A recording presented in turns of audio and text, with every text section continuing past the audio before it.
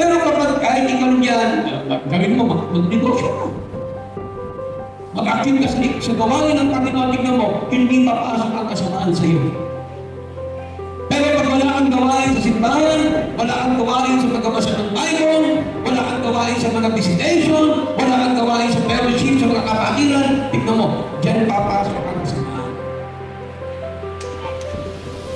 Kasi nung ako busy eh. Isipin mo, ang laki ng gagawin ng ako. Pag-init sa umaga, gawa.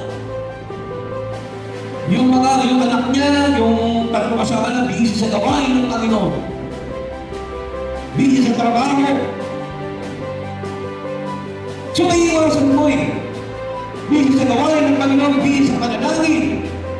Kaya nga, dahil kong sinasabi sa inyo, ang mga anak ng Diyos, dapat ang kanyang gawain lang ay ito.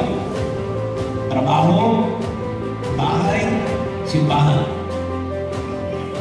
Kapag hindi naman natin maiiwas, kung may mga kontrata kayo, may mga business talk, walang problema doon. Alam mo yun. Alam niyo rin yung sinasabi ko. Pero kung hindi tayo gumagawa ng mga bagay na yan, ibig sa inyo, pagkatapos sa trabaho, biyaya ng mga barkada, ano magyayari? Punta sa tahanan ng ibang lugar, at inuman, ano magyayari sa isang babae o sa isang lalaki.